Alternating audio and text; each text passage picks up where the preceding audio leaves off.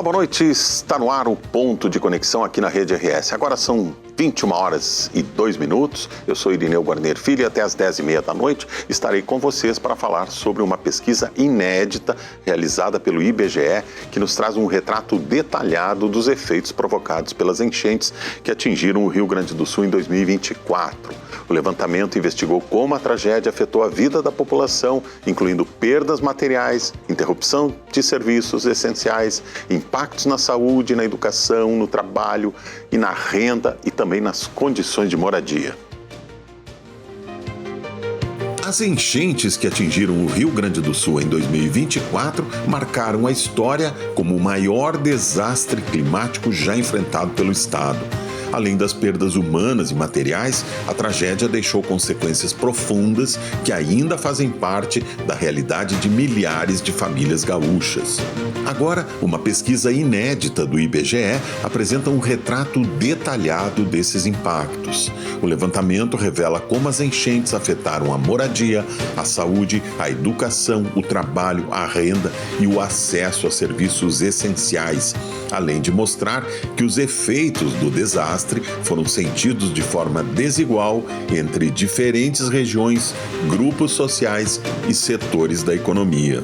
Mais do que registrar os danos provocados pela tragédia, o estudo oferece informações importantes para orientar políticas públicas de reconstrução, prevenção e adaptação diante de um cenário em que os eventos climáticos extremos tendem a se tornar cada vez mais frequentes. O que os dados revelam sobre a capacidade de recuperação do Rio Grande do Sul?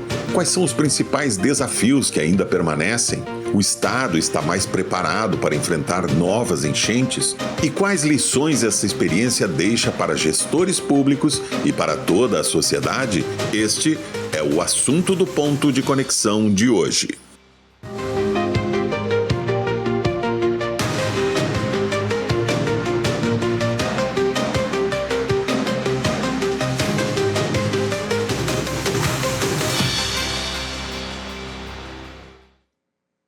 E antes de apresentar os convidados desta noite, eu lembro aos telespectadores que estamos na TV aberta, no canal 55.1 e no canal 511 da Claro TV. E o Ponto de Conexão, você sabe, também pode ser acompanhado ao vivo pelo YouTube, no @canal Rede RS. No programa de hoje, o assunto é uma pesquisa inédita realizada pelo IBGE, que divulgou dados sobre os impactos das enchentes de 2024 aqui no Rio Grande do Sul. Para falar sobre o assunto, eu recebo aqui no estúdio esta noite Luiz Eduardo Puchalski, superintendente do IBGE no Rio Grande do Sul. Boa noite, Luiz Eduardo, seja muito bem-vindo aqui ao nosso programa. Boa noite, é uma satisfação poder estar aqui para falar um pouco sobre essa pesquisa tão importante para o nosso estado. Muito bem, também está conosco a Juliana Paiva, que é coordenadora de pesquisa especial sobre as enchentes de 2024 no Rio Grande do Sul. Boa noite, Juliana, seja muito bem-vinda aqui também ao nosso programa. Boa noite, é um prazer enorme poder participar do programa, falar um pouco da pesquisa, que é um projeto experimental inédito do IBGE, pioneiro não só no tema, mas na metodologia, que vai trazer grandes avanços aí para as estatísticas ambientais e para a recuperação do Rio Grande do Sul. Eu acho que precisamos muito, né? Essa pesquisa vai nos ajudar muito a entender realmente o que aconteceu, os impactos, o que pode ser feito, inclusive para mitigar futuros danos aí ao Estado, né? E completa a nossa bancada presencial desta noite aqui a Nancy Giunho, que é do Sindicato dos Engenheiros do Rio Grande do Sul, engenheira. Boa noite, Nancy, seja muito bem-vinda também ao nosso programa. Boa noite, é uma satisfação estar aqui discutindo um assunto tão importante às vésperas de um El Niño que está nos já assustando, para a gente ver o que se pode fazer. Porque sempre é melhor prevenir do que remediar. Exatamente, já estamos vendo aí os primeiros momentos do inverno já trazendo muita chuva, em alguns lugares já inundações, enfim. Então há uma preocupação muito grande para esse ano, até porque essas previsões já vêm de algum tempo, então há tempo ainda para se fazer muita coisa para evitar. Mas eu gostaria inicialmente de perguntar aos representantes aqui do IBGE como é que surgiu essa ideia da pesquisa. Depois a gente vai ver alguns números, alguns dados da pesquisa. Como é que surgiu essa ideia? Por que vocês resolveram partir para essa pesquisa? Eu vi ali que foram ouvidas mais de 6 milhões de pessoas, né? 6 mil. 6 mil, perdão, 6 mil pessoas. É um número considerável para uma pesquisa desse tipo, né? Nos primeiros dias das inundações, ainda em maio de 2024, nós começamos a receber muitas demandas dos municípios para tentar dimensionar o impacto naquele momento, né? Quantas pessoas viviam naquelas áreas que já estavam inundadas. Sim. Né? E naquele momento nós começamos então um diálogo da superintendência aqui no Rio Grande do Sul com a nossa sede, né, no Rio de Janeiro. Então, através da nossa diretoria de pesquisas, nós começamos a buscar essas informações de uma forma a subsidiar, enfim, o poder público municipal. Então, nós tínhamos realizado um censo recentemente, o censo 2022, né? Sim, os dados ainda eram... Exato. E tínhamos, recentes. então, as coordenadas geográficas dos domicílios, né? As pessoas que moravam em cada domicílio. E a partir disso e das próprias imagens de satélite que já tínhamos na época com as áreas inundadas, a nossa diretoria de pesquisas começou a fornecer informações importantes aos municípios. Então, em função disso, começou essa aproximação, né, da nossa superintendência, e a partir daí se criou um grupo no IBGE para, enfim, dar conta de atender essa necessidade do Rio Grande do Sul, e foi nesse momento da criação desse grupo que surgiu essa ideia, né, de, enfim, dar vazão àquela que é a missão do IBGE, que é retratar a realidade, né? Então, como o IBGE poderia retratar aquele cenário de destruição que nós tínhamos naquele momento, surgiu a ideia de como fazer essa pesquisa, e acho que a Juliana até pode falar melhor sobre isso, enfim, de como começou a concepção, e nós também colaboramos de nossa parte com a concepção da pesquisa. Juliana, essa é uma pesquisa inédita, né, no Brasil. Eu acho que não existe em outro estado um levantamento desse tipo, né? Também não houve uma tragédia climática tão grande assim, pelo menos recentemente no Brasil, né, como a que nós vivemos aqui. É uma pesquisa inédita, como o Puchalski falou, né, uma demanda, uma força-tarefa do IBGE, entre outras coisas, né, de realizar esse levantamento.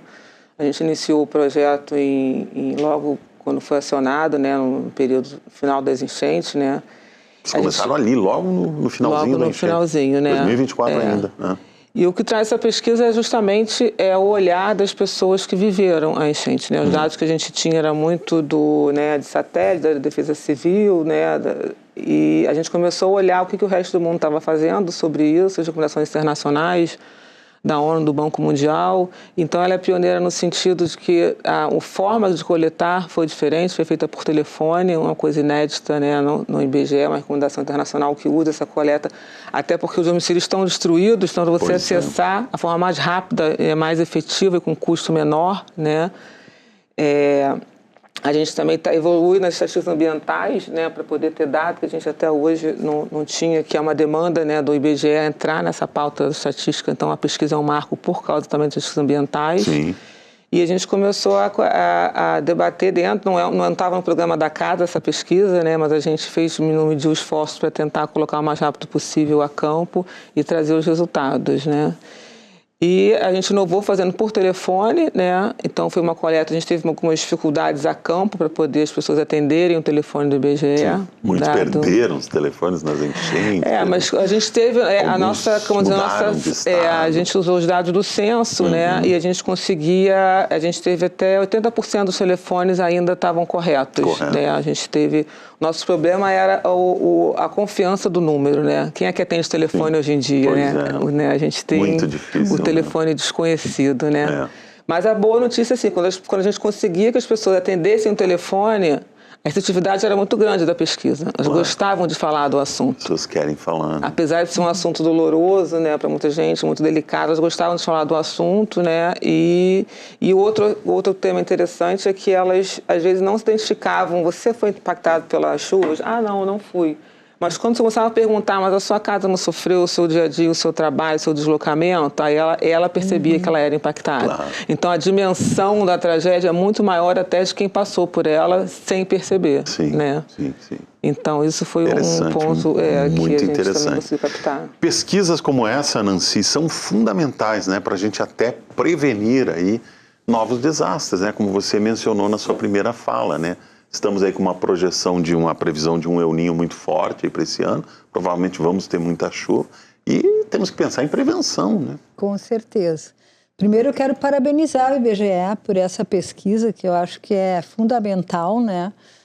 Porque nos dá condições de avaliar o que aconteceu, quem foi atingido, nossa solidariedade com todos que foram atingidos direta ou indiretamente. Né?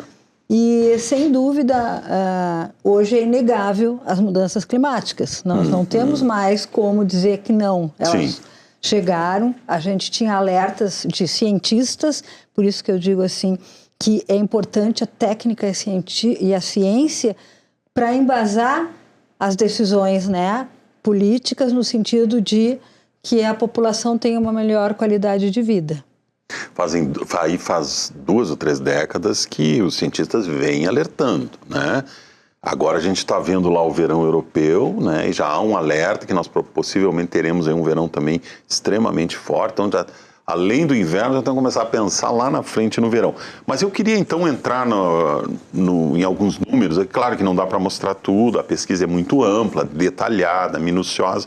A gente vai mostrar alguns números aqui da pesquisa para comentar em cima deles também. Então, nós temos algumas telas aí que a gente preparou. Eu vou pedir a primeira tela, então, que são os dados aqui da abrangência da pesquisa. 133 municípios integraram a pesquisa. O total de moradores afetados na área da pesquisa foi estimado em 6.333. São 6 milhões. O total de moradores afetados, por isso que eu fiz confusão com 6 milhões. 6.333.727. E ao considerar a renda domiciliar mensal dos moradores na época das enchentes, 4.231.602, ou 66% do total, recebia até R$5.000. Vamos para a segunda tela, então, que são os efeitos na vida pessoal dos moradores. E esse quadro nos interessa muito para a gente poder comentar que 67,5% tiveram a saúde mental abalada. 58,4% tiveram interrupções na vida social ou no convívio com família ou amigos. E 57,3% tiveram dificuldades no deslocamento para o trabalho, escola ou creche. Isso que a Juliana acabou de mencionar aqui. Mesmo aqueles que acharam não ter sido impactados, tiveram de alguma forma um problema. De tudo isso aqui chama muito a atenção esse dado aqui, os mais de 67% que tiveram a saúde mental abalada. Isso é muito sério, muito preocupante, né? Inclusive, esse dado a gente captou de uma forma que no nosso questionário a gente perguntava se no domicílio pelo menos um morador teve a saúde impactada. Sim. Então esse dado ele pode ser maior do que isso. Pode ser maior. Porque a gente até, o Puchalski comentou no início que a gente tem 6.000 entrevistados. Sim. Que a pesquisa ela é por uma amostra, né? A amostra foi feita em 173 municípios, 6.000 médios entrevistados, que deu estimado 6 milhões de moradores afetados naquela área, né? Então a gente perguntou umas questões que eram para moradores, outras para domicílios, né? Porque você também achar todos os moradores, né, 1 ano e meio depois ia demorar mais a pesquisa. Então a gente perguntou no domicílio se pelo menos um morador foi abalado na saúde. Então, assim, esse número pode aumentar ainda mais e realmente é muito impactante. Que tipo de impacto as pessoas tiveram? Estresse pós-traumático, pânico, ansiedade? O que aparece? Dá para identificar quais são os problemas que foram relatados? Olha, porque a gente conversou, né, com nossos... A gente teve um treinamento com os agentes de coleta, né, a gente fez um teste piloto da pesquisa, né, antes de efetivar, e a gente sabe, não está detalhado no questionário qual o tipo da saúde mental abalada, mas pelos relatos, né, a gente tem no final do questionário, que é uma parte muito interessante, que eu falo que é onde o informante abriu o coração para falar. A gente perguntava, na verdade, o que faltaria para ser feito para recuperar a área, mas ele acabava falando de tudo né? E aí ele falava que eu tinha 10 copos de vinho, agora eu tenho uma taça só, eu sou mais feliz. Aí o outro chorava, dizia que estava com depressão, que estava com ansiedade.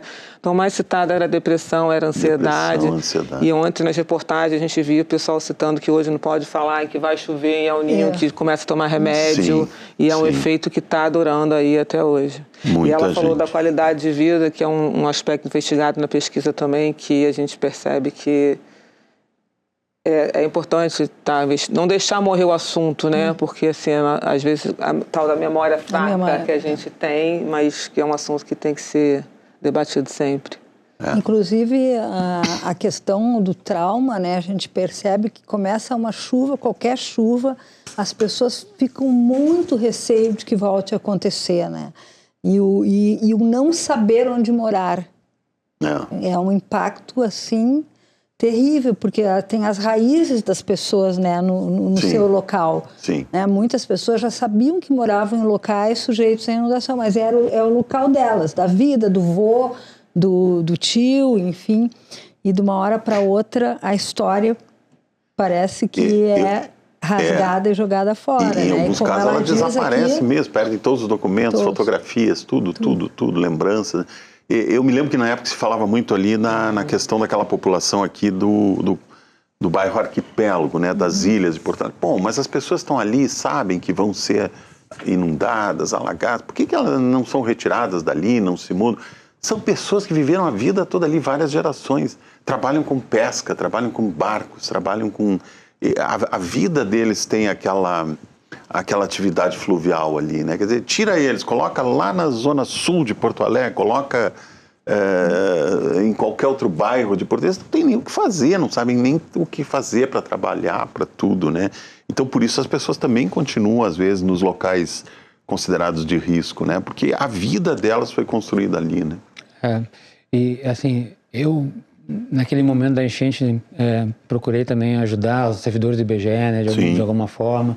E a gente percebeu claramente de que, assim, foi uma surpresa para todo mundo, né? Nós não estávamos preparados para lidar com aquele tipo de evento, né? Sim. Até porque, assim, a última grande enchente tinha acontecido há décadas, né? Muitas pessoas nem atrás, conheceram aquela realidade, né? Então, foi uma surpresa e, assim, por ser uma surpresa, as pessoas não estavam preparadas. Então, mesmo que as pessoas possam permanecer na mesma área onde sempre viveram, né? Eu acredito que uma das questões que a própria pesquisa demonstra claramente é de que é necessário preparar essa população para lidar com situações como essa que tendem a ser mais frequentes, né? Para que a gente não passe por aquela situação de angústia sem saber, querer ajudar sem saber exatamente o que fazer. Sim, né? A gente está vendo aí imagens, né? Olha só, foi algo que nunca vamos esquecer, né? Exato. E claro, como você disse, né, Puchalski, agora, daqui para frente, os intervalos não serão aí de 80 anos, né? Tudo indica que os eventos climáticos extremos serão muito mais frequentes, né? Então tem de haver uma preparação para enfrentar isso aí. Nós vamos ter de conviver com isso. Exato. Essa é a realidade, né? Com eventos cada vez mais intensos e cada vez mais... aí tem também um dado interessante aqui, que é a dificuldade no deslocamento, né? 57% relatam isso. Porque realmente as coisas mudaram muito. Pontes caíram, estradas foram destruídas, levadas embora, né? E as pessoas, às vezes, ficaram ilhadas. Para ir à escola é uma dificuldade, para ir ao trabalho, tiveram que fazer pontes improvisadas, enfim. E aí, o que falhou aí, Nancy? A engenharia não foi construída para eventos desta dimensão? Foi construída pensando lá na década de 50, 60? Olha, são muitos fatores. Nossas próximas pontes serão mais reforçadas? Temos que pensar nisso? Não, mas na realidade é um conjunto de coisas, né? Realmente foi uma sucessão, vamos dizer, de precipitação nunca vista. Nunca vista. No entanto, nós tínhamos muita coisa já construída, muitos sistemas de proteção contra a inundação, que não que tivesse evitado tudo, mas com certeza muito do que aconteceu não teria acontecido. Porque na engenharia as pessoas pensam, na maioria das vezes, construiu, é uma obra, tá bom. Não, as obras têm que ser mantidas, operadas, claro, né? Tem todo um sistema e foi, infelizmente, uma coisa que não aconteceu. A manutenção, né? Não, as casas de bombas não funcionaram, comportas não estavam sendo mantidas, tem que abrir e fechar, tendo chuva ou não. Então, assim, esse é um dos aspectos.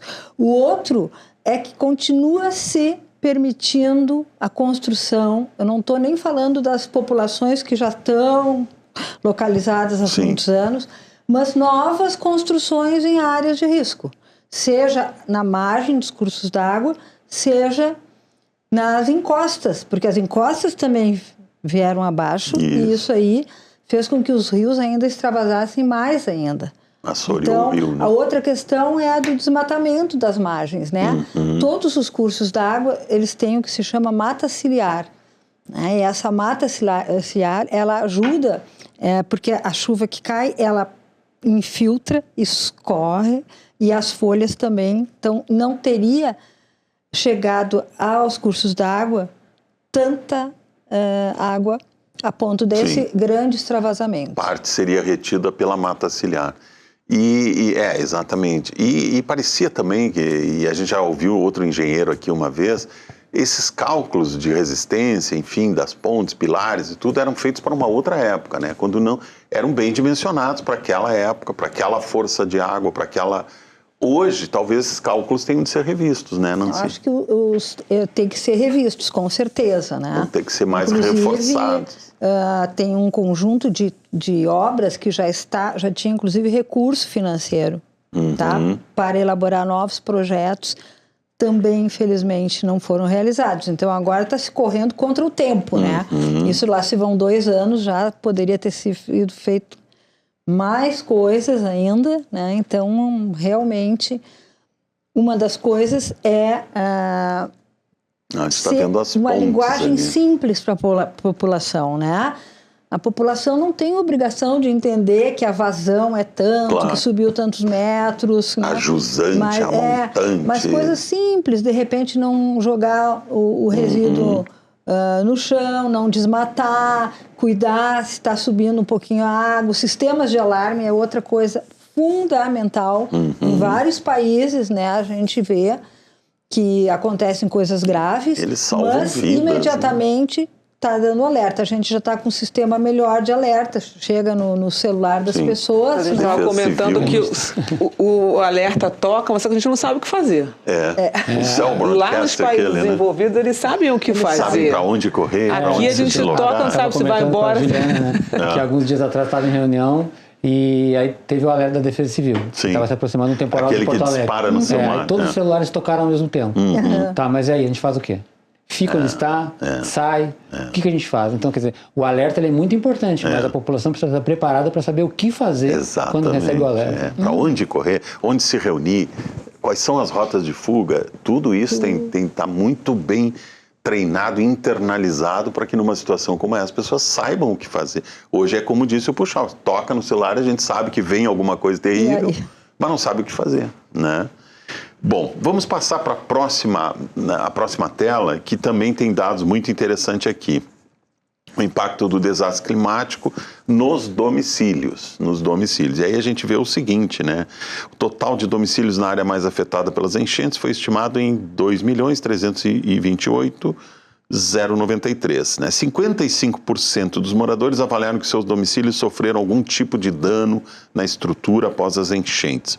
14,6% da população atingida mudou de endereço após a tragédia, correspondendo a 922.233 pessoas. Então, tivemos aqui, a gente pode desmembrar um pouquinho isso, foram mais de 2.300.000, né, domicílios atingidos de alguma forma, né? Alguns não foram levados completamente, não foram destruídos completamente, mas ficaram comprometidos, né? Tiveram que depois ser ou demolidos ou reformados. Isso teve um custo extraordinário para o Estado, né? Para a sociedade, né?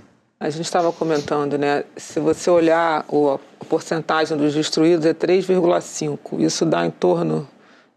Destruição total, perda. Destruição total. PP, perda total. E isso é a avaliação que o morador faz do domicílio, né? Então, assim, às vezes você pode ter uma avaliação que não foi destruído, mas foi destruído, né? Então, assim, isso dá 80 mil domicílios, fazendo os custos por alto, quanto que isso dá do prejuízo, né? Aí você faz 55% de 2 milhões, né? Mais da metade que teve algum dano, né? Que você tem um prejuízo aí para você reconstruir, né? Em relação à mudança, né, ali da moradia das pessoas, 900 mil pessoas mudaram. Desse contingente, eu acho que 37% foi por causa das enchentes. Então, assim, foram forçados a mudar de endereço, né? E muita gente, né, Juliana, voltou para casa que estava danificada, fez ali uma pequena reforma, improvisou. A gente conhece aí em algumas regiões afetadas isso. Eu vi isso ali na Matias Velho, por exemplo. As pessoas reformando do jeito que deu a casa, era uma escorada daqui, uma escorada dali, né? Não se, eu acho que o engenheiro ficaria chocado com o que visse, porque não oferecem mais segurança, né? Não. Nós, inclusive, no Sindicato dos Engenheiros, nós temos um programa que se chama Senge Solidário. Nós trabalhamos muito na época da enchente.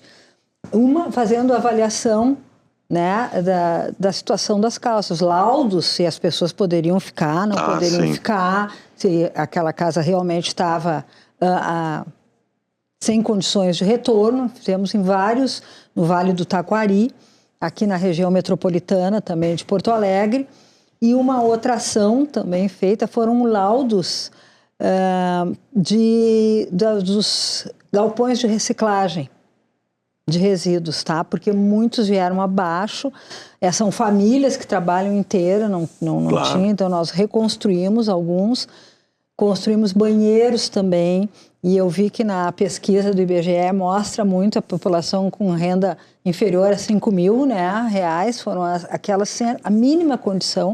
Trabalho grande no bairro Farrapos, tem 14 vilas, sem saneamento, com crianças, com tudo, né? Sim.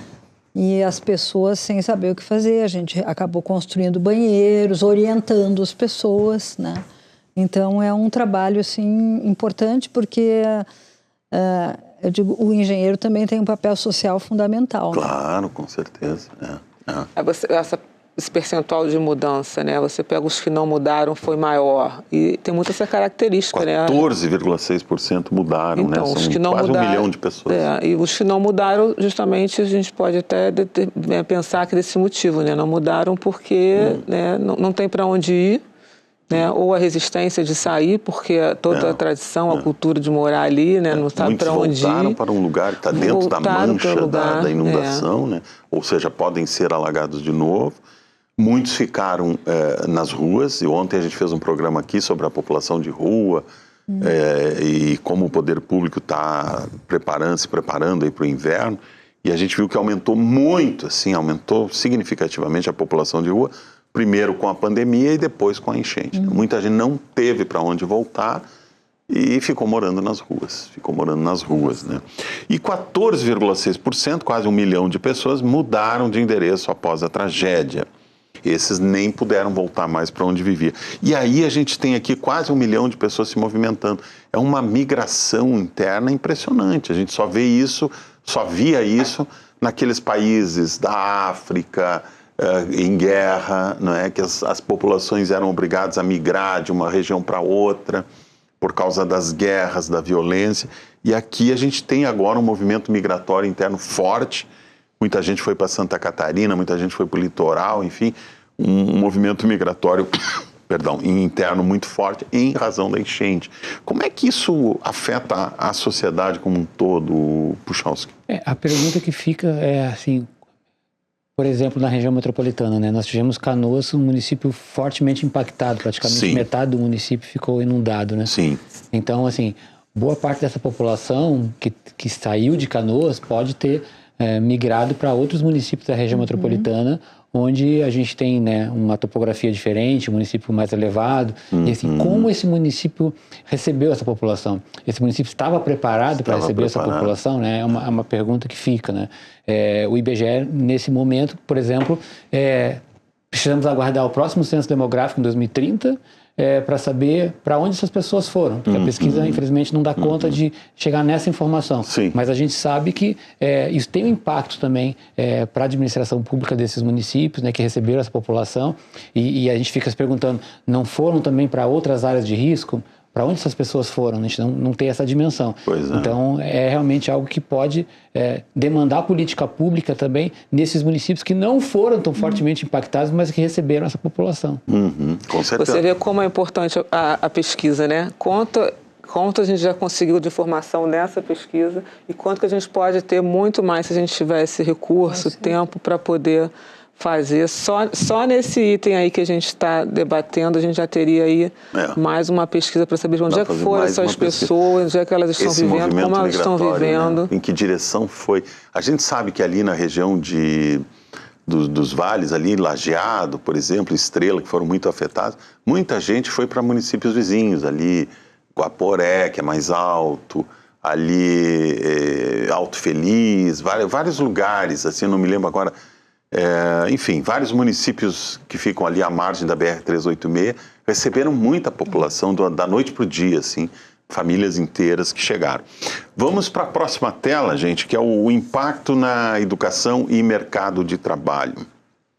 E aí, então, entre mais de 1.600.000 pessoas que frequentavam a escola em abril de 2024, 20,5% dos estudantes não sofreram paralisação à ida escolar. Isso é um quinto, né?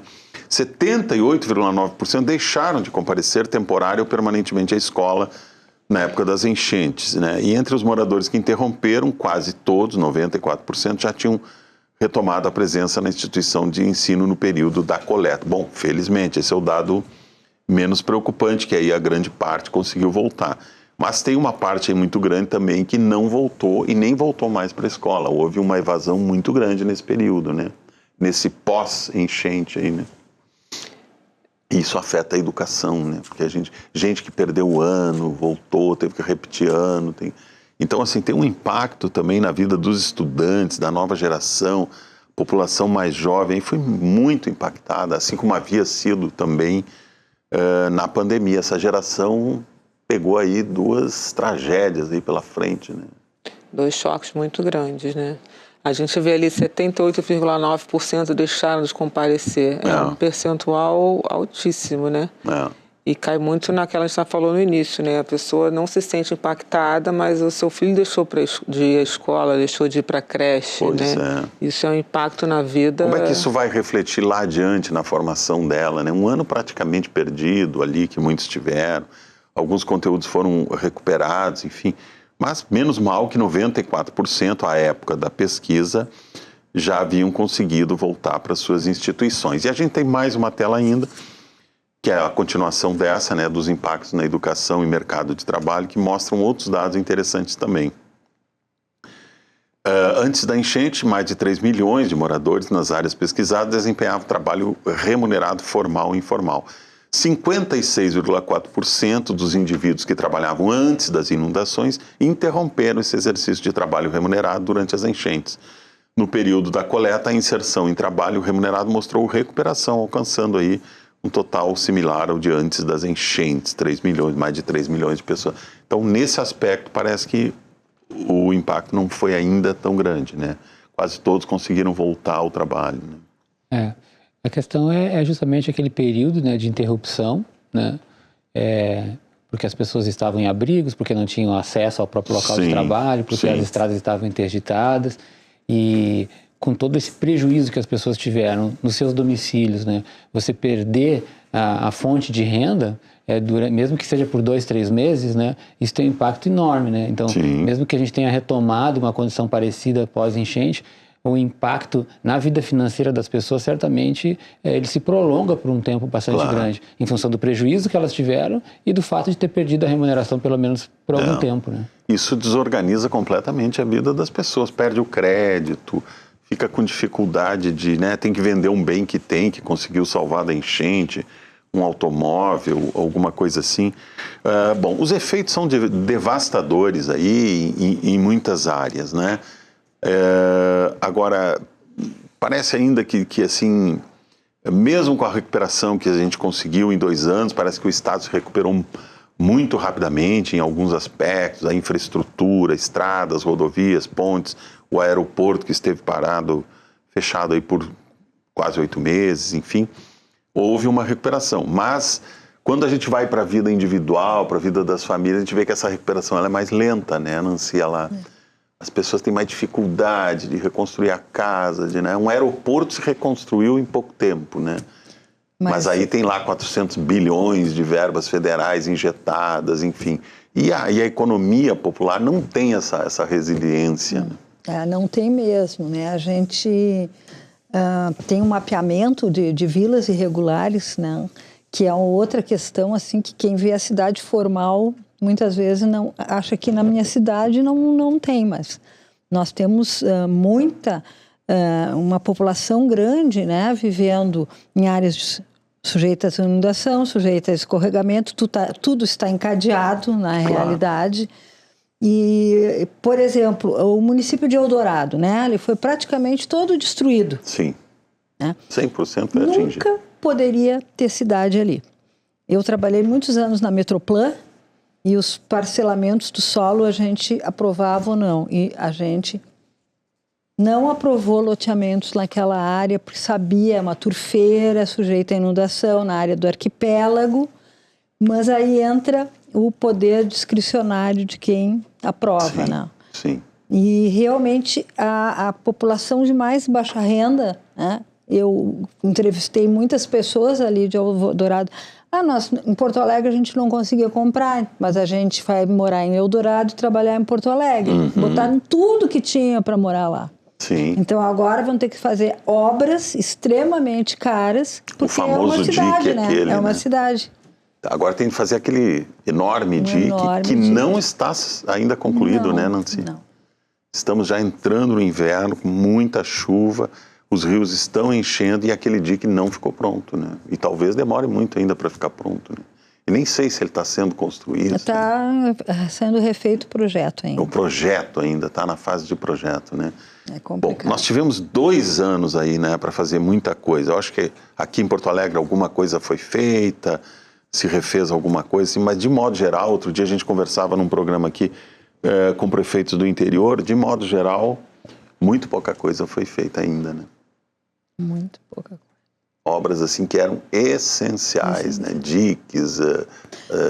E tem as características de cada bacia, acho que isso é importante, né? Porque muitas vezes a gente vê o curso d'água, mas tem uma área toda que se chama bacia hidrográfica. Toda a água que cai, ela vai indo através dos arroios para o curso principal. E nós temos aqui no Rio Grande do Sul o Sistema Estadual de Recursos Hídricos. É o primeiro no Brasil. A nossa lei estadual surgiu antes da lei federal, com os comitês de bacia, Comitê Sinos, Comitê Taquari, Gravataí, Sinos, aliás, vários comitês. E, infelizmente, essa lei não foi implementada. Ela completou 30 anos e nós continuamos numa luta para a sua implementação e que para os planos diretores municipais, que é o município que aprova a ocupação do solo, tem que estar de acordo com os planos de bacia. Áreas onde não pode ocupar em hipótese alguma, onde pode ocupar com determinadas características, condições, condicionantes. Isso é fundamental, eu acho que cada vez mais, o que está posto, né? As cidades consolidadas, algumas têm que sair do lugar. Foram construídas em áreas. Agora, novas áreas, novas construções, novas frentes de urbanização, não tem mais sentido não considerar a bacia hidrográfica e os fenômenos climáticos. E as várzeas, né, Nancy? Porque a gente sabe que a várzea é um recurso natural, quer dizer, o rio tem que ter um espaço para se expandir quando ele sobe, né? Eu falando, e essa é a várzea. Vou te interromper só um pouquinho. Não, falaste em meu nome italiano, sobrenome, eu sempre faço um comparativo. Eu falo com as mãos, eu preciso desse espaço. Sim. Né? O rio precisa do espaço. Para quando chove, ele tem a sua área. De expansão. E na medida que tu vai espremendo o curso d'água, daqui a pouco ele explode, né? E a área de expansão do rio é a várzea. Agora são 21h41, a gente vai fazer um breve intervalo, em seguida voltamos aqui para continuar falando da pesquisa do IBGE e também do que pode ser feito para mitigar futuros danos quando enfrentarmos aí novos eventos climáticos extremos, que eles virão, infelizmente. Fique com a gente, 3 minutinhos, estamos de volta.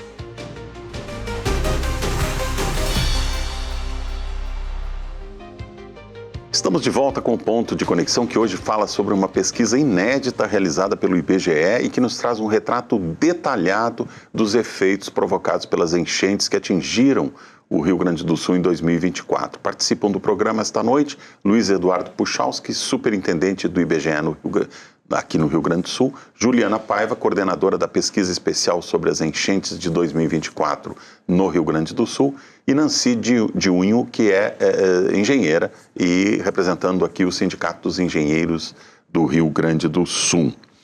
Muito bem, vimos os principais dados, né? A pesquisa ela é bem extensa, bem detalhada, a gente precisaria fazer mais um programa ainda para discutir, para mostrar mais números.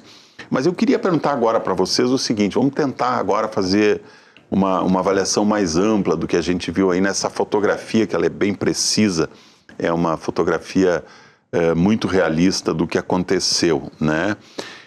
A pesquisa mostrou também que esse impacto não foi igual para todo mundo, né? As pessoas diziam na época, eu me lembro que muita gente falava, estamos todos no mesmo barco. Não é bem assim, né? Podíamos estar todos no mesmo barco, mas uns estavam no convés superior, outros estavam no porão do barco. Então, a enchente impactou as pessoas de forma diferente. Como é que é isso? Como é que a gente pode traduzir isso? Bom, a pesquisa ela se propõe a fazer uma caracterização da população. Uhum. Então, no questionário, há uma pergunta sobre a renda, por exemplo. Né? Sim. E depois, em função das respostas, nós classificamos, né, em faixas de renda, justamente para tentar identificar os efeitos, se eles são semelhantes ou diferentes conforme a faixa de renda ou conforme a escolaridade. Então, isso é uma característica das pesquisas do IBGE de um modo geral, né? Sim. Então, a gente procura dar essa caracterização da população. E no caso específico dessa pesquisa, era bastante interessante, né? Ter essa questão da caracterização, justamente o perfil, né, para você poder saber se a população foi atingida de uma forma geral, da mesma forma, ou as pessoas de mais baixa renda sofreram mais com a enchente. A pesquisa tem esse objetivo de tentar identificar isso, se propõe a isso pela identificação e o cruzamento dessa identificação com as demais variáveis do questionário. E comprovou isso, as pessoas de mais baixa renda foram as mais atingidas. Há diferenças, né, conforme o perfil de renda da população. Então, assim, claro que pelo fato de que a população de mais baixa renda muitas vezes está mais exposta por estar ocupando áreas de risco, é natural de que essa população seja mais atingida. As construções são mais precárias. Exato. Agora, dada a dimensão da enchente de 2024, isso não é tão forte como em enchentes menores, talvez, que atinja principalmente essas áreas de risco.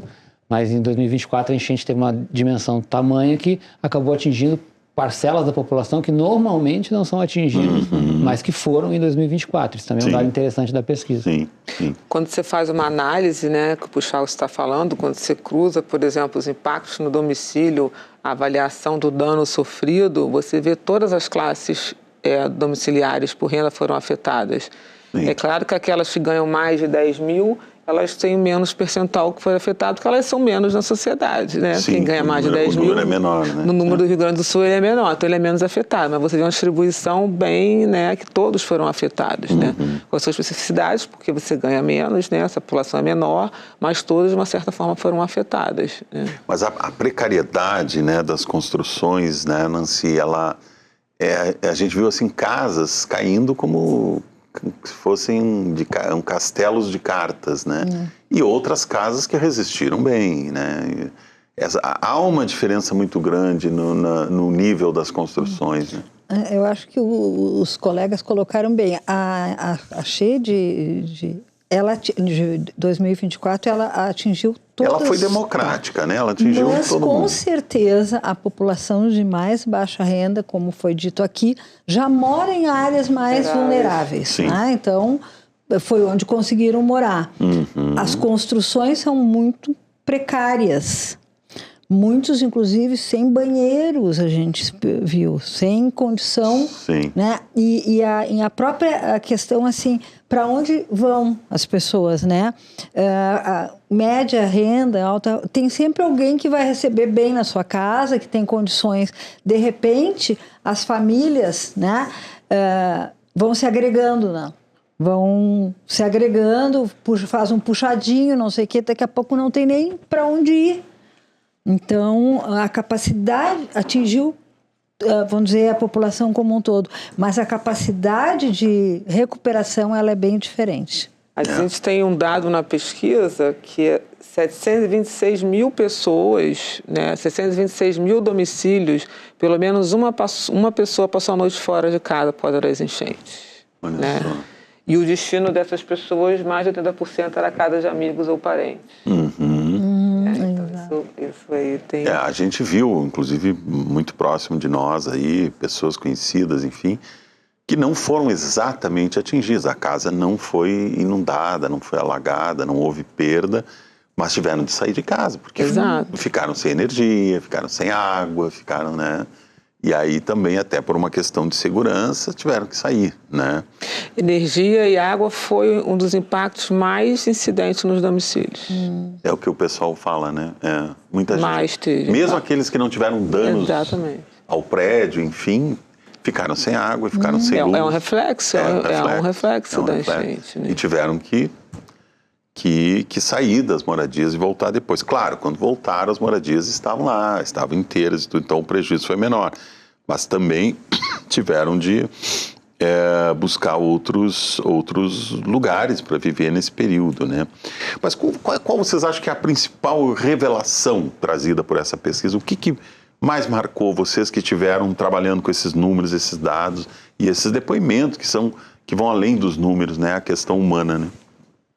Olha, os números, de uma forma geral, são impactantes, né? A gente, quando fala, só 3,5 foram destruídos, mas quando você vai ver o número absoluto, né, são 80 mil destruídos. A gente tem um número que não foi citado, a gente tem 652 mil domicílios impossibilitados de serem acessados. Até agora?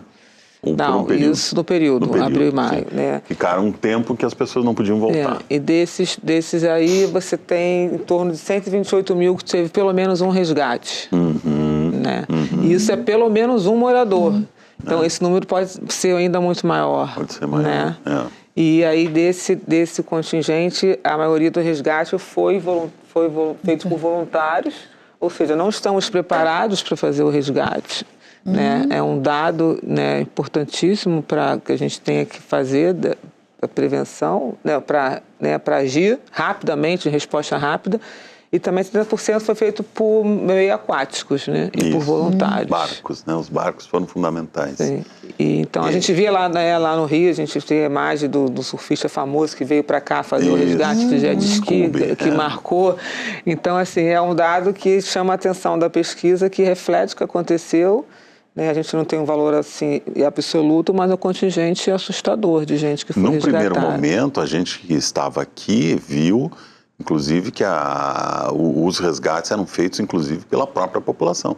Depois, sim, a partir de um segundo momento, aí começou a entrar mesmo o Estado, né? E as Forças Armadas, enfim, o Exército, todo mundo depois se engajou na coisa. Mas naquele primeiro momento, quem fez os resgates e tudo foi a população mesmo, né? Eu vi isso de perto, documentei isso. Pessoas com jet ski, seu barco, enfim, que foram para lá do jeito que deu. Não tinham experiência, não tinham preparo, não tinham equipamentos e tecnologias para fazer isso, e fizeram, né? E foi a salvação em alguns casos, né? Porque o Estado não tinha braço, não tinha perna para atender a tanta demanda, né? Me lembro assim de ouvir helicópteros voando dia e noite nas regiões mais atingidas.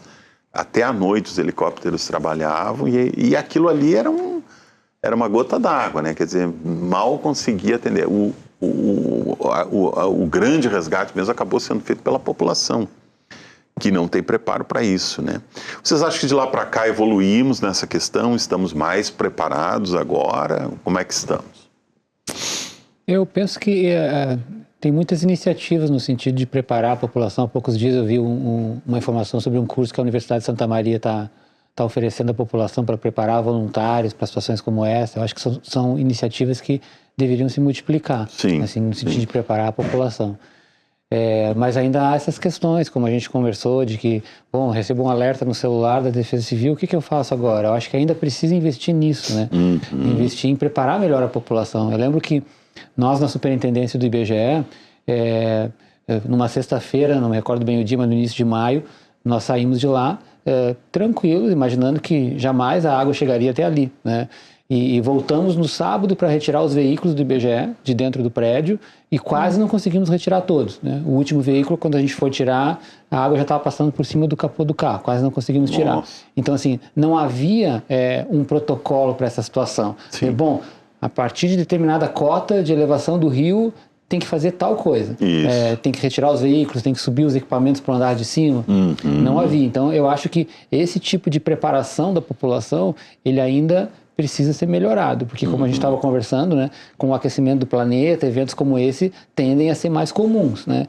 Então, se tivéssemos hoje uma chuva como aquela de 2024, a população estaria preparada para lidar com uma situação assim? Eu acho que essa é a questão, né, que a pergunta que todo mundo se faz, né?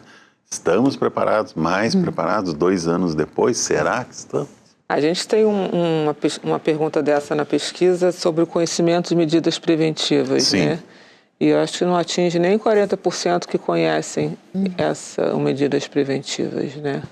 Ou seja, a comunicação, se elas existem, a comunicação precisa melhorar, né? A pesquisa mostra isso também. A pesquisa mostra isso também, né? É preocupante, né? Então... A questão que eu acho assim, que a gente tem muito a aprender, muita lição a partir disso. Sim. E uma das coisas é assim, houve um enfraquecimento geral dos órgãos públicos, né?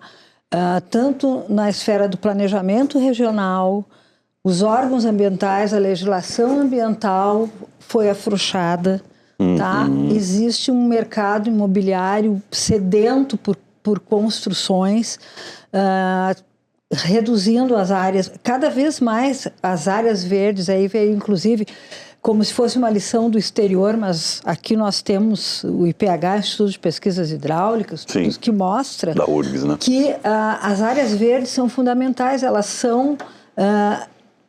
guardam toda a água na época que chove, né? É uma esponja. Aí vem da cidades esponja dos outros países. E nós aqui com banhados que nós drenamos, reduzimos toda essa área. Então, assim, foi mostrado agora no verão, inclusive a diferença ali no Parque Marinha do Brasil, onde tem vegetação e onde não tem. Mais de 10 graus de diferença. Sim. Então, é fundamental se resgatar, né? Tem todas essas outras medidas, né, de educação da população, de como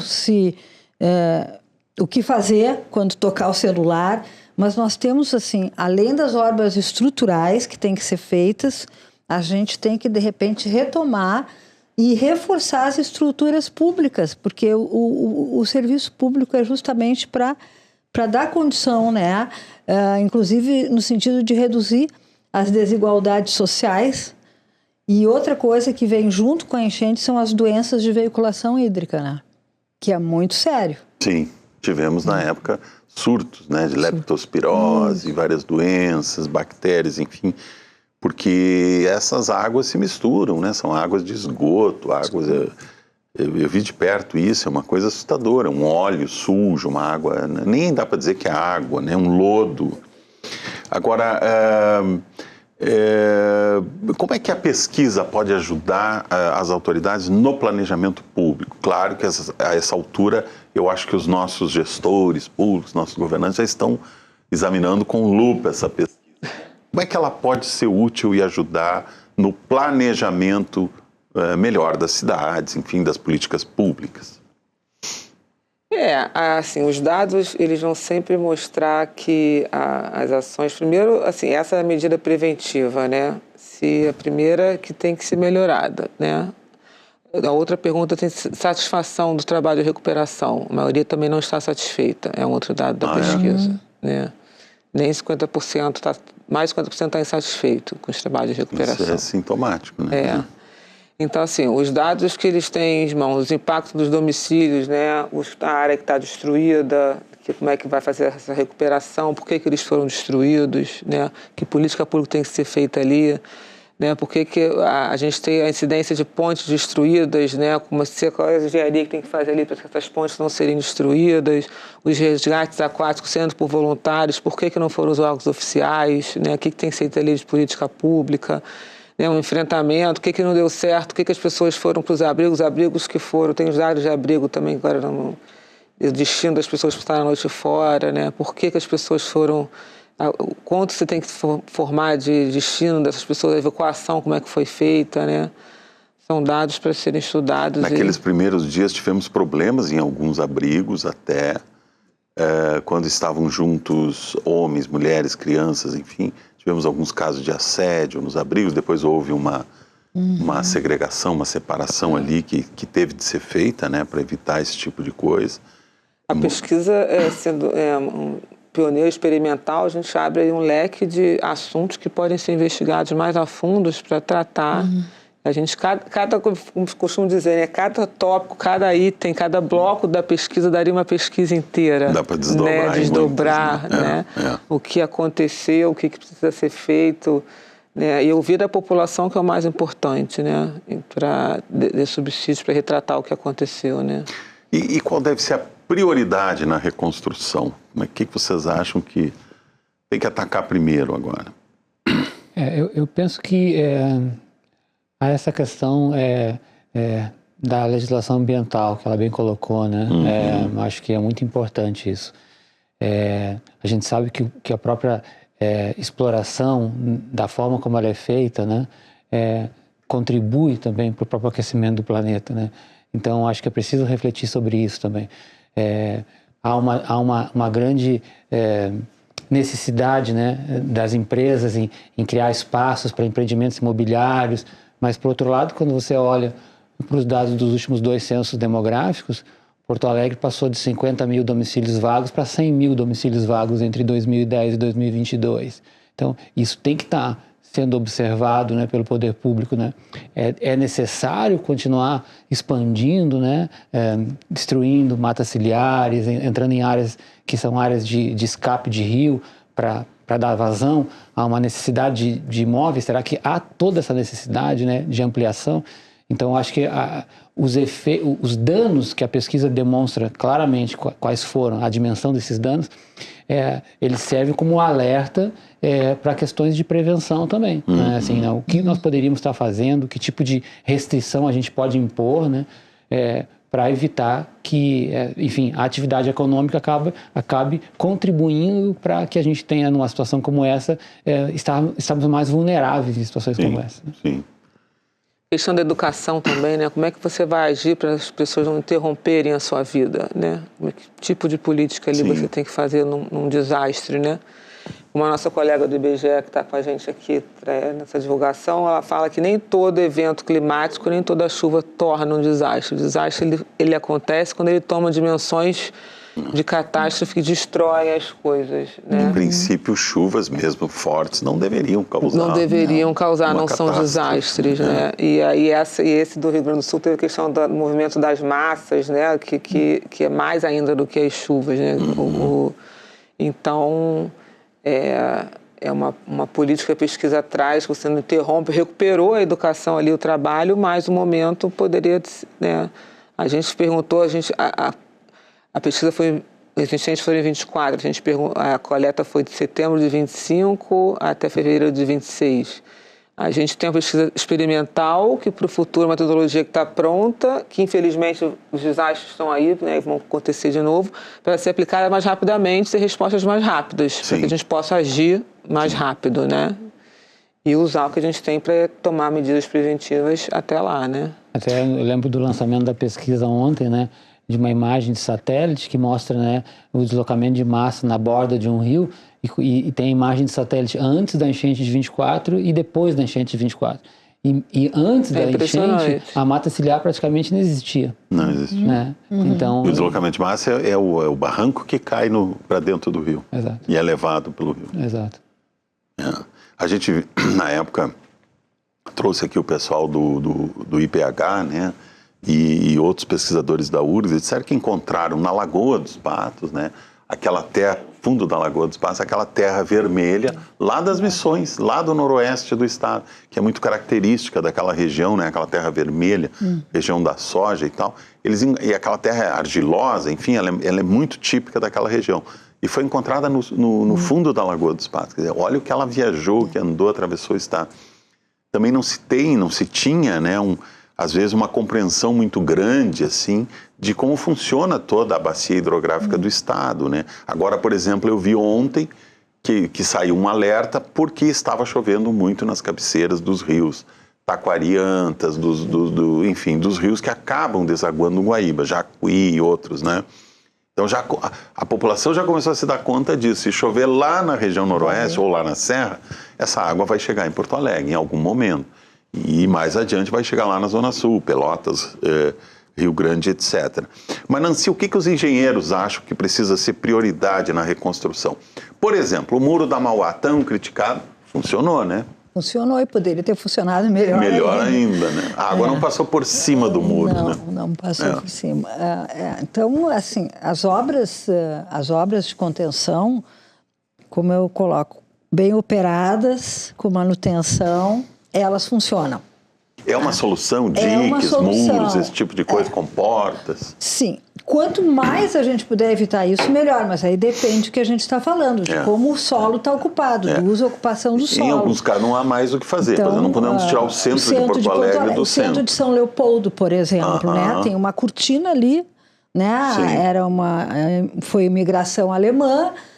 O curso d'água era tudo, né? Era o abastecimento. E aquele arroio passa dentro da cidade. Era isso, para pesca, enfim, para tudo, né? Então, teve que se fazer aquilo. Já em Alvorada e Cachoeirinha, nós propusemos que não fizessem os diques colados ao curso d'água. Vamos proteger a população que está mais afastada. Sim. E deixamos aquela área para o extravasamento do curso d'água. Então, obras são fundamentais, mas não é tudo. Né? Como foi colocado aqui, a questão do uso e ocupação do solo, ela é fundamental tanto no meio rural como no meio urbano. Sim. E talvez um maior avanço seja que comecem a pensar que a água não nasce aqui, ela vem de lá. Então, a noção de bacia hidrográfica, né, do planejamento da bacia hidrográfica, olhar o mapa fundamental, do estado como um todo, né? Mas, assim, eu queria reforçar o papel, assim, não sou pesquisadora, mas como planejador, o político necessita de pesquisa. Senão fica no achômetro. Claro. Ou fica assim, no meu meio, aqui, eu vi isso, eu vi aquilo... Mas aquilo ali não representa o que acontece. Né? Então, assim, é fundamental os órgãos de pesquisa serem reforçados, as pesquisas serem respeitadas, estudadas. Né? Nós perdemos aqui a nossa FEE, né? Fundação de Economia e Estatística, foi fechada. Felizmente, o IBGE está firme aí. Nós estamos torcendo para que continue firme. Então, assim, é a base. A pesquisa nos dá essa noção para onde nós vamos, o que aconteceu, qual é a percepção, né? Mas aí não é uma percepção individual do meu quintal, né? É uma percepção de sociedade fundamental. Ciência, né? É ter um mapa real, né? Não é navegar no escuro, né? Fazer voo cego. E outra é assim, reduzir um pouco o poder discricionário de que tem quem tem a caneta para aprovar, para acabar com órgãos, né? Então, assim, vamos nos valer da ciência, do conhecimento técnico, da antropologia, né? Da visão social, né? E isso reduz o poder de canetear. Na minha dissertação de mestrado, eu mostrei o papel que tem o poder público para a qualificação das cidades e como isso aí depende se tem um bom corpo técnico, se tem um conselho deliberativo, se tem participação da sociedade. Tudo isso reduz aquele poder absoluto, né? Porque nós estamos em outros tempos atualmente. Eu acho que isso é fundamental, né? Você falou muito bonito. Sem os dados, a gente não retrata a realidade, né? Não. E essa pesquisa a gente veio para um marco, né, conceitual, estatístico, em termos de estatísticas ambientais, uma metodologia nova, com todo o rigor estatístico para traduzir a realidade que o Brasil precisa, exatamente nesse sentido. É um passo a mais que a gente dá para o Sistema Estatístico Nacional que faltava, que é a estatística ambiental de medir os desastres. É uma tremenda ferramenta para os gestores públicos, né? Quer dizer, poder planejar melhor, sabendo onde as coisas estão acontecendo, por que estão acontecendo, as consequências, os dados. E a gente só consegue fazer isso. Qualquer coisa hoje é feito com base em pesquisa. O lançamento de um produto, o lançamento de um novo carro, tudo é feito com base em pesquisas, né? Um programa de televisão tem pesquisa de audiência, tudo. As pessoas precisam de dados, precisam para enxergar, para ver o que está na frente, né? Senão é isso que a Nancy falou, é achômetro, né? E aí a gente viu já o que tem acontecido. 22h10, a gente vai fazer mais um breve intervalo, em seguida voltamos com o último bloco do Ponto de Conexão, falando hoje sobre pesquisa do IBGE que relata os impactos da enchente de 2024 na vida dos gaúchos. Já voltamos.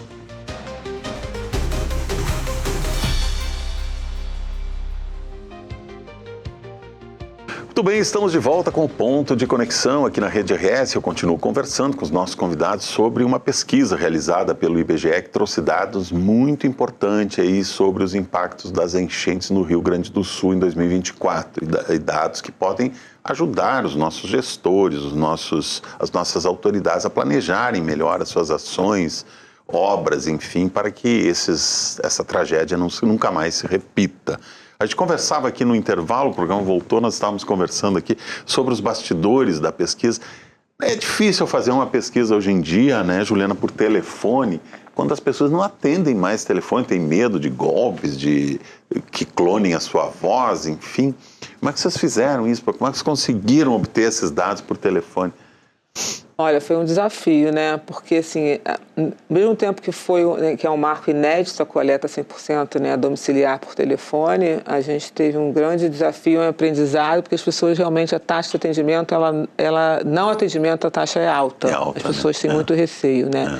E a gente não tem um serviço que apareça, que é o IBGE, na tela da pessoa. Não aparece ali no telefone, IBGE. A gente fez uma propaganda, né, uma divulgação muito grande da pesquisa aqui no Rio Grande do Sul. A gente fez carta, enviamos e-mails, fizemos propaganda nos trens, né, das rodovias, no mercado público, mas infelizmente não chegou muito. E que como a gente fez um teste piloto antes, que a gente já sabia que essa taxa ia ser alta. Então, a gente fez uma amostra maior, um dimensionamento maior da amostra de domicílios para conseguir esses 6 mil. E aí, ao longo do processo, a gente foi adaptando algumas coisas, né? A gente foi pegando as pesquisas do IBGE que já existiam e pegamos um técnico nossos, né, agentes de coleta, para passar no domicílio e falar, olha, o IBGE vai te ligar para a pesquisa das enchentes. A pessoa ia antes, batia Virou na porta. Virou um método híbrido, batia na porta e ligava para o agente de coleta, liga para o cara agora. Primeiro ele avisava, não dá certo, né, puxando. Aí depois falou, não, vou te ligar agora. Aí ficava na casa até o cara ligar ali para poder. E a gente começou a atacar os extratos, né, da amostra que estavam vazios para poder divulgar. Né? Afetou um pouco a pesquisa, no sentido que a gente não conseguiu divulgar mais agregado, né, por município, por exemplo, não deu conta. Mas a gente conseguiu uma boa representatividade, né? Eu fiquei imaginando exatamente isso, porque as pessoas hoje não atendem mais telefone, né? E é uma pesquisa feita por telefone. Quando não aparece ali IBGE, fica difícil, né? Por isso que ela é experimental, é um pontapé inicial, que a gente tem que avançar em muitas coisas, mas... E uma é essa, né? Conseguiu a identificação ali do... Exatamente. Em alguns municípios pequenos do interior... os domicílios, boa parte deles estavam em áreas rurais e não há sinal de telefonia. Então, em algum momento da pesquisa, a gente começou a ligar pelo WhatsApp, porque a pessoa tinha internet lá via rádio, enfim, na propriedade, e aí conseguia. Agora, pelo sinal de telefonia não tinha jeito. E conseguir o WhatsApp não foi fácil. Porque a gente não tinha direito de usar o WhatsApp por burocracia, por legislação, e aí, quando começava a disparar muito o WhatsApp, a gente era bloqueado pelo WhatsApp, né? Então, a gente passou aí um bom bocado. Uma pesquisa heróica e feita com muitas dificuldades, né? Agora, a gente falava no bloco anterior aí sobre os recursos que nós temos aí o IPH, o Instituto de Pesquisas Hidrológicas da Universidade Federal do Rio Grande do Sul, que faz um trabalho sensacional. Eles têm a gente conhece, já trouxemos várias vezes, que o trabalho que eles fazem, eles conhecem, né, a hidrologia do Rio Grande do Sul como ninguém. No entanto, após a enchente, nós tivemos aí o governo do estado, o prefeitura estão fazendo viagens, indo à Holanda, trazendo consultorias para cá, os holandeses vieram aqui para nos ensinar o que fazer com a enchente. Nós precisamos disso, o que vocês acham? Nós não temos aqui inteligência, cérebros suficientes para dar conta dessa demanda? Olha, temos com certeza. Pois é. Né? Nós temos aqui, além do IPH, as universidades, a Metroplan, que infelizmente foi extinta. Nós trabalhamos muito com o mapeamento das áreas junto com o Serviço Geológico do Brasil, a antiga CPRM, com uma metodologia também nova, né, onde se mapeou todas as áreas de risco, com ocupação, sem ocupação, e uma metodologia de cruzamento de todas as características físicas, né, para ser a base para os planos diretores Sim. de uso e ocupação do solo. Os comitês de bacia, que tem em todo o Rio Grande do Sul, eles agregam a sociedade civil, os órgãos públicos, né, os técnicos, e conhecem aquela região, onde estão os gargalos, onde não estão. Quer dizer, então, a gente tem esse conhecimento. E quando esteve aqui o Ministério, foi criado um Ministério, né? Nós levamos um grupo de técnicos de várias entidades, nós levamos todas as ações que poderiam ser feitas, tanto emergenciais na hora da cheia, as de médio prazo e as de longo prazo. E aí nos surpreende quando vão à Holanda para saber o que tem que fazer. Isso Mas também... nós temos que acreditar em nós mesmos. Eu acho que sim, né? E temos expertise, temos conhecimento e tudo. Bom, há pouco se discutiu, foi uma polêmica enorme, o plano diretor de Porto Alegre. Quais são as lições que o desastre deixa para o planejamento? Vocês acham que aprendemos com isso? Por exemplo, o novo plano diretor contempla esse aprendizado? Como é que vocês veem essa questão? Bom, eu que trabalho nisso diretamente, eu acho que poderia ter sido um plano que contemplasse mais essas questões, né? A visão ambiental, a incorporação das mudanças climáticas, né? E foi muito debatido, muito debatido. Foi.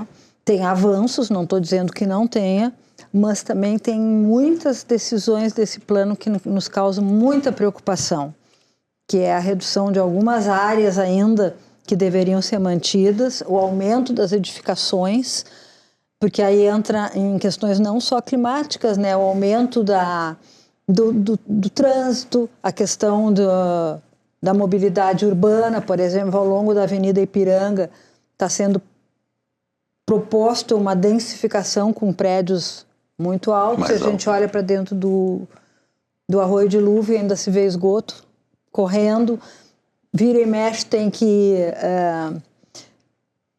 dragar, mas a causa está lá em cima, lá em Viamão, onde nasce o Arroio Dilúvio, né? Então, uma questão é assim, planejar com base em pesquisa e que os nossos governantes ouçam as advertências, as propostas, cada vez mais, porque a gente quer uma cidade, né, sustentável, com justiça social, e para isso, por isso que a gente tem, né, estudos, né, ouvindo a população.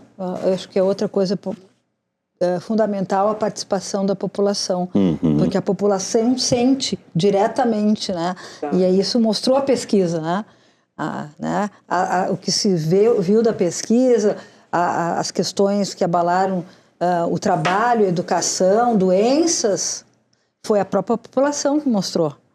Então, ela sabe onde mora e como vive.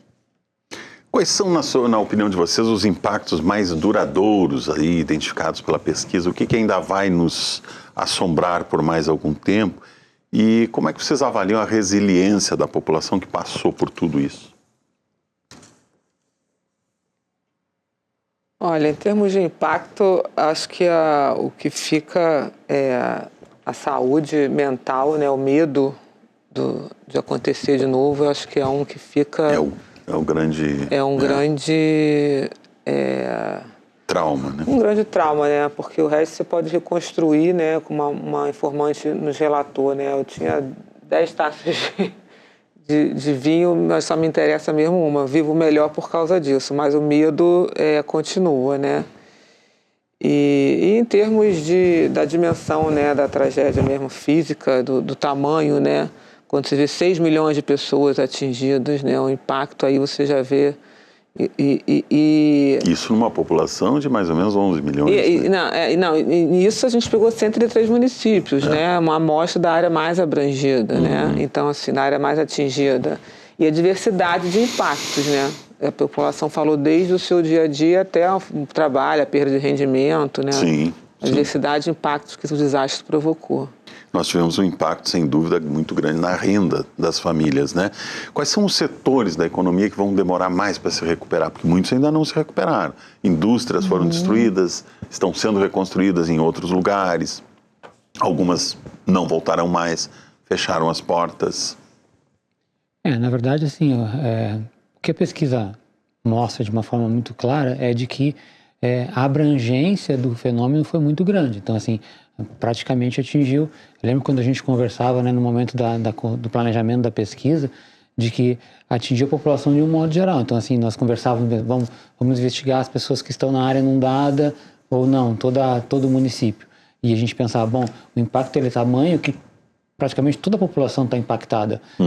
Porque mesmo que o meu domicílio não tivesse sido atingido, sofri diversos impactos. Eu, por exemplo, né, eu sou morador de Viamão. Né?